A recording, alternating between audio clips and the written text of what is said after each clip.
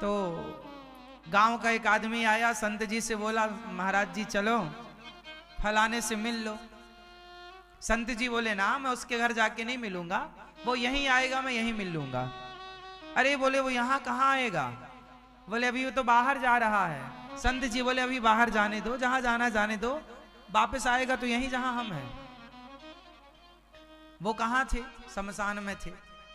आप कितने भी बाहर घूम लो, कहीं भी चले जाओ, संत जी बोले मैं शमशान में इसलिए रहता हूं क्योंकि कोई कभी कहीं भी चला जाए वापस तो यहीं आएगा, जाएगा कहाँ?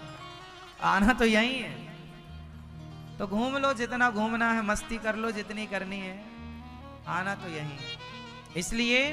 इसलिए समय ना गवाओ, भगवान का चिंतन करो। ईश्वर सत्य है, संसार झूठा है, झूठे संसार में मन ना लगाओ, भगवान के चिंतन में लगो और ईश्वर की प्राप्ति में मन लगाओ। ये शरीर बड़े भाग्य से मिला है। आप सब बड़े भाग्यशाली हैं कि आप वृंदावन में आए और भगवत कृपा से जुड़े। हमारी एक मैया स्वर्गीय श्रीमती शोभा राधे श्याम सारडा जी सूरत गुजरात से थीं, जो कि बड़े प्रेम से कथा सुनती थीं। उनके पुत्र श्री अशोक सारडा जी यहाँ आए हैं। हमारी मैया बड़ो सत्संग से प्रेम करती थीं, कथाएं खूब सुनती थीं। उनकी अब उनका भगवत धाम गमन हो चुका है और उनके पुत्र यहाँ उनके लिए सारी सेवाओं से जोड़ने के लिए अपनी माँ हो, माँओं की सेवा, गाय की सेवा, उसके लिए आप सहयोग लेकर आए हैं। ऐसे पुत्र के लिए तालियां बजाइए, जिन्हों आपका मंगल हो। हम मानव शरीर पाते हैं तो कुछ ना कुछ करते रहना चाहिए, और आपने माँओं की सेवा, यहाँ की सेवाओं में अपनी ओर से माँ के लिए लाखों रुपए का योगदान दिया है। साथ ही श्री आशा शर्मा जी पटियाला पंजाब से हैं। आपने सभी सेवाओं में, वृद्ध माओं की सेवा, अन्य क्षेत्र में जो यहाँ सेवाएं चलती हैं गौरी गोपाल आश्रम में, 1,47,000 रुपए का सहयोग दिया। एक बार क्या यहाँ हैं श्री आशा जी? प्रिय भक्तों, कथा भागवत जी की 18,000 श्लोकों की कथा है। भागवत जी में कितने श्लोक हैं?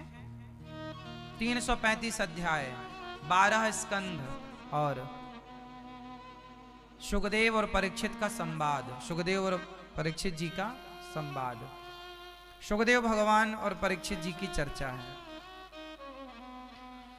भागवत में सबसे पहले सत्य की व्याख्या की गई है। ईश्वर सत्य है, सच्चिदानंद रूपाय, भगवान ही सत्य है, ये कहा गया। भगवान विश्व की उत्पत्ति करते। अच्छा, भगवान करते क्या है? भगवान क्या करते हैं आप बताओ? भगवान 3 काम करते हैं। सृष्टि की उत्पत्ति करते हैं, पालन करते हैं और संहार करते हैं। इसलिए भगवान को गॉड कहते हैं। क्या कहते हैं? God, GOD। गॉड की स्पेलिंग यही होगी ना? G for generator, O for operator, D for destroyer. Generator, operator, destroyer तीनों को जोड़ा तो गॉड हुआ। जनरेटर कौन है बताओ आप? ब्रह्मा जी। ऑपरेटर आप बताओ। आप तीनों बैठी हो ना, एक एक बता दो, एक आप बता दो। ऑपरेटर कौन है? विष्णु जी। डिस्ट्रॉयर आप बताओ। हाँ, महेश मतलब शंकर जी, शिव जी। ब्रह्मा, विष्णु, ये 3 जो तत्व हैं, ये 3 रूप एक ही परमात्मा, एक श्रीमन नारायण ने 3 रूप लिए, ब्रह्मा, विष्णु और। क्यों? 3 काम थे ना, सृष्टि उत्पन्न करनी थी और आपने उत्पन्न कर दिया, मेंटेन नहीं की, तो जरूरी है, ऑपरेटिंग जरूरी है ना। और फिर ऑपरेटिंग के बाद डिस्ट्रॉयर जरूरी है। तो ब्रह्मा, विष्णु और महेश 3, इन तीनों का काम है। अब जैसे आप को भगवान ने, ब्रह्मा जी ने बनाया, ये आपकी आंख, हाथ, पांव सब भगवान ने बनाया। अब बना तो दिया, पालन कौन कर रहा है?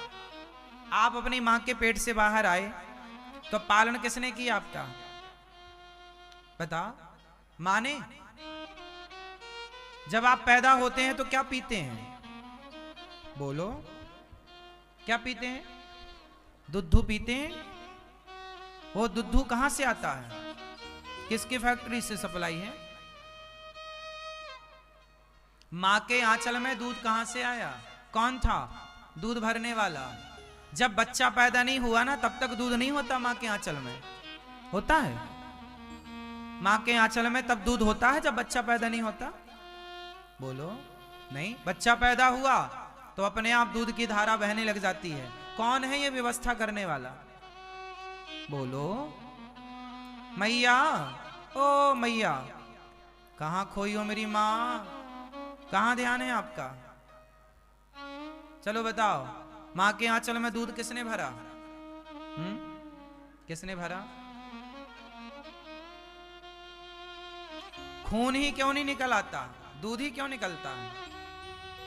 और ऐसा दूध जिसको डॉक्टर कह रहे हैं कि मां का दूध बच्चे के लिए संपूर्ण आहार है, ना उसमें खाने की कमी है ना पानी की कमी है, खाने पीने दोनों से परिपूर्ण है, वो अमृत है मां का दूध, है ना? बताओ, तो पालन, आपको जन्म जिसने दिया, पालन भी उसी ने किया कि नहीं? तुम्हारी मां ने तो केवल तुम्हें गोद में लेकर के अपने स्तन को तुम्हारे मुंह में डाल दिया, उसके आगे का प्रोसेस आपने किया। पेट भरने की कला सिखा के भेजी कि नहीं? उसे चूसना सिखा दिया और मां के आंचल में दूध भर दिया, हाँ या ना? तो चूस ले और मां के आंचल का दूध पी ले, भर ले अपना पेट। तो मतलब कोई है ना जो आपको सब इनडायरेक्ट समझा रहा है। आप कहते हैं ईश्वर कहां है तो प्रमाण दो, सबूत दो। मैं सबूत दे रहा हूं। बताइए, आप ये जो कपड़े पहने हो, आपने जो कपड़े पहन रखे हैं, ये कपड़ा यदि आपका है तो बनाने वाला कोई तो होगा कि बिना बनाए बन गया? बोलो, साइंस कहता है कि वस्तु है तो बनाने वाला होगा। साइंस कहता है कि ये माइक है तो इसे बनाने वाला कोई होगा, ये कैमरा है तो इसे बनाने वाला कोई, आपका मोबाइल है तो इसे बनाने वाला कोई, क्योंकि कोई बनाया तब तो बना, नहीं बनाता तो नहीं बनता। सिंपल फंडा है ना कि वस्तु है तो बनाने वाला कोई है, तो फिर आप हैं, हम हैं, मां के आंचल में दूध है तो कोई तो है, मां के आंचल में दूध भरने वाला कोई तो है, आपको बनाने वाला कोई तो है, उस प्रोसेस को फॉलो करने वाला।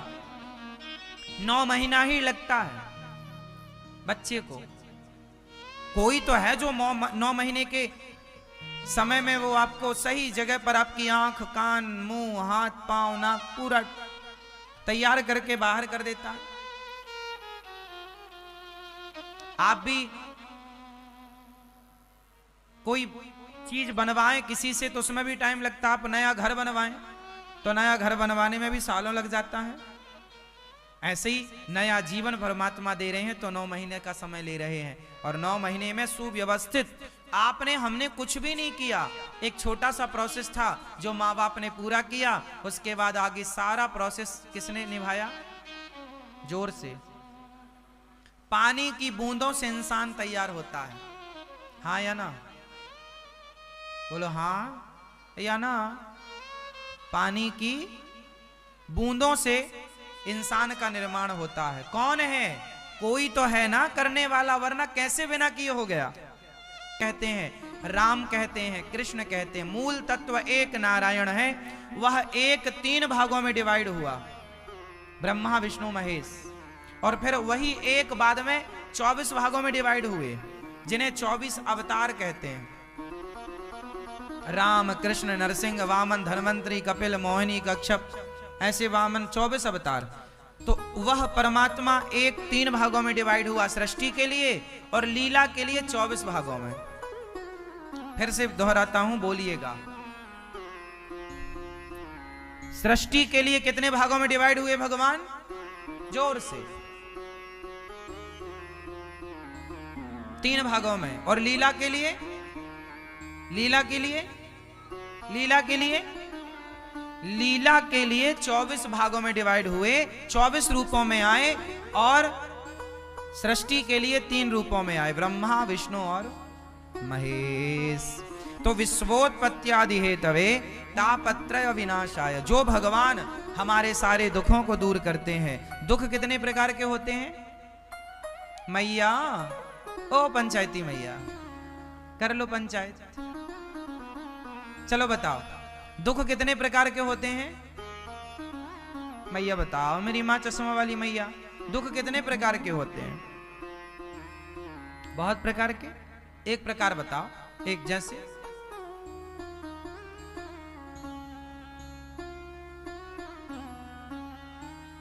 मैया बताएंगे कितने प्रकार के दुख होते हैं? हाँ, दुख कितने प्रकार के बताओ मेरी माँ। टुप्पी टाप बैठी रहोगी?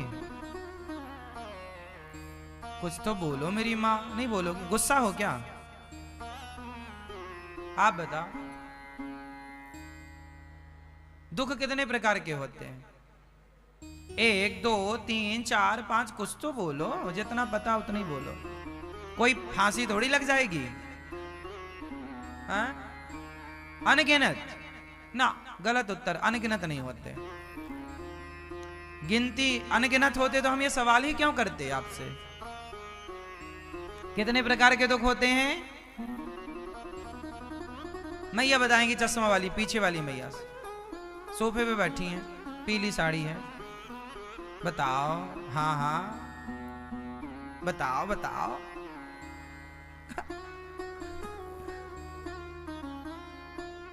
बताओ जल्दी से। 3 प्रकार के दुख होते हैं। दुख कितने प्रकार के? 3। कितने प्रकार के? 3। कौन कौन से? दैहिक, दैविक, भौतिक। इन्हें सरल तरीके से समझाएंगे हम आपको, क्योंकि समझ में आना चाहिए। कोई तन दुखी, कोई मन दुखी, कोई धन बिन रहत उदास, थोड़े थोड़े सब दुखी, सुखी राम के दास। दुख 3 प्रकार का होता है। या तो शरीर का दुख है, कोई तन दुखी, या तो शरीर का दुख है। शरीर का दुख मतलब बीमारी अनेक प्रकार की हो सकती है, सिर की, पांव की, कमर की, पेट की, पीठ की इत्यादि। कोई तन से दुखी होगा, या तो कोई मन का दुखी होगा। मन का दुखी, डिप्रेशन, चिंता, मानसिक तनाव, मानसिक रोग। या तो तन के दुखी हैं आप, या तो मन के दुखी हैं आप, या तो धन का। और कोई भी चौथा हो तो बताओ। तो जो भगवान की शरण में आता है वो तीनों दुखों से बच जाता है। दैहिक, दैविक, भौतिक, तापा, राम राज्य काहू नहीं व्यापा। जो राम की शरण में है वो तीनों दुखी से, दुख से बचेगा। तो बचना है तो भगवान की शरण मिलता है सच्चा सुख, केवल भगवान तुम्हारे चरणों में मिलता है सच्चा सुख, केवल भगवान तुम्हारे चरणों में। तो मिलता है ना? हाँ। तो जो भगवान की शरण में वो तीनों दुख से बच जाएगा। तापत्र विनाशाय श्री कृष्णाय वयम नमः। ऐसे भगवान जो हमारा सारा दुख दूर कर दें, ऐसे भगवान की शरण में हैं। अच्छा, भगवान से क्या मांगना चाहिए? ये चश्मा वाले भैया बताएंगे। भगवान से क्या मांगना चाहिए, आप बताओ। हाँ? क्या? सारे दुख दूर कर दें, मतलब आप बस सुखी हो जाएं और हे भगवान हमारा सारा दुख दूर कर देना आप बस। अच्छा, भगवान से क्या मांगना चाहिए आप बताओ। क्या? भक्ति। भगवान से क्या मांगना चाहिए? हाँ? निष्काम भक्ति। क्या मांगना चाहिए भगवान से? निष्काम है। तो आप मांगती हो मेरी माँ? सही। हाँ। क्या मांगती हो आप मैया भगवान से? क्या मांगना चाहिए भगवान से? भगवान से क्या मांगना चाहिए? क्या मांगना चाहिए? कुछ नहीं, कछु लेना न देना, मगन रहना। कुंती बुआ ने भगवान से दुख मांगा था, सुख नहीं मांगा। सुख मांगेंगे ना तो सुखी आदमी भगवान को भूल जाता है। कबीरदास जी क्या कह रहे हैं? दुख में सुमिरन सब करें, सुख में करें न कोई, और जो सुख में सुमिरन करें सो दुख काहे को होए। तो भगवान से क्या मांगना चाहिए? कुछ भी नहीं। हे प्रभु, जो आपको देना है आपकी मर्जी, जो हमारे भाग्य का सुख दुख है वो तो मिलना है। भगवान से कुछ ना मांगो। अरे मांगना है तो भगवान से नहीं, भगवान को ही मांग लो। प्रभु हम आपसे आपको चाहते हैं, आपको चाहते हैं। भगवान से भगवान को मांगो। हे प्रभु आप मुझे मिल जाइए, बस आप मुझे प्राप्त हो जाइए, बस मैं आपसे आपको चाहता हूं और कुछ नहीं चाहता। निष्काम का मतलब भी ये कोई कामना। अब एक तरफ तो आप कह रही हो कामना और उसे कह रही हो निष्काम। जहां कामना है वो निष्काम हो ही नहीं सकता। भगवान से भगवान को मांगो। फॉर एग्जाम्पल, उदाहरण, आपके बेटे कितने हैं? एक बेटा है आपका। यदि आप में से कितने के दो बेटे हैं? आपके दो बेटे हैं। चलो आपसे बात कर लेते हैं। आपके दो बेटे हैं, समझना सब लोग, हम इनसे बात करेंगे पर आप सबके लिए है। इनके दो बेटे हैं। एक बेटा इनका कहे कि पिताजी आप सारी संपत्ति मुझे दे दो, और इनका एक बेटा कहे कि पिताजी आप सारी संपत्ति इसे दे दो, भैया को दे दो, और आप मेरे पास आओ। मैं आपसे धन नहीं, मैं आपसे कुछ नहीं चाहता, मैं तो आपको चाहता हूं। आप मेरे पास रहो, मैं आपके पास रहूंगा, मैं आपकी सेवा करूंगा। मैं आपकी सेवा चाहता हूं, मैं आपको चाहता हूं, आपके धन नहीं चाहता, आपसे नहीं चाहता। एक बेटे ने पिता से मांगा और एक बेटे ने पिता को मांगा।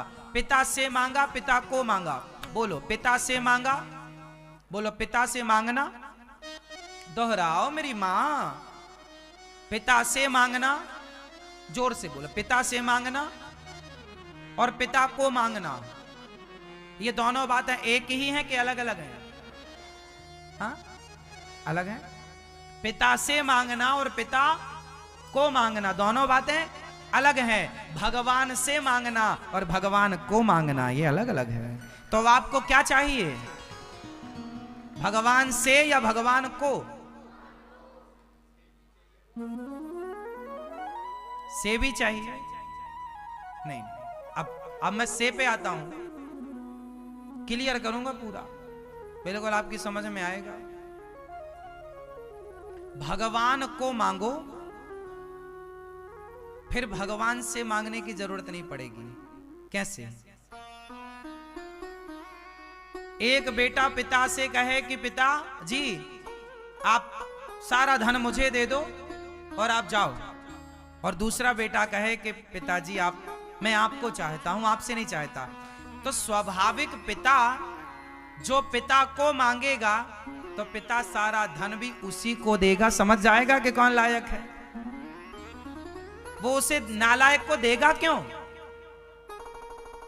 बताइए, पिता भी तो बुद्धिमान होगा कि नहीं?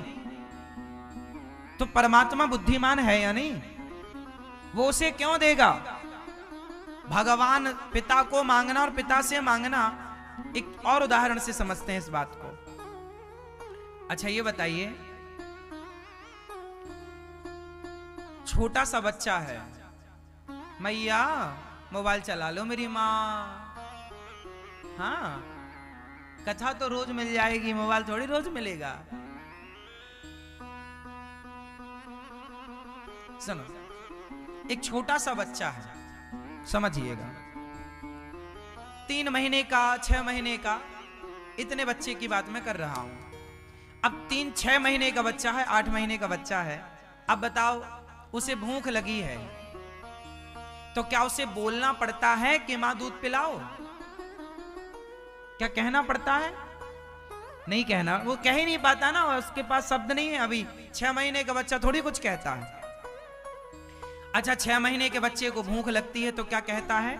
कि माँ दूध पिलाओ, सर्दी लगती है तो कहता है क्या कि माँ कंबल उड़ाओ। जो उसको चाहिए बिना कहे उसकी माँ पूरी करती है कि नहीं? बोलो हाँ, हाँ या ना?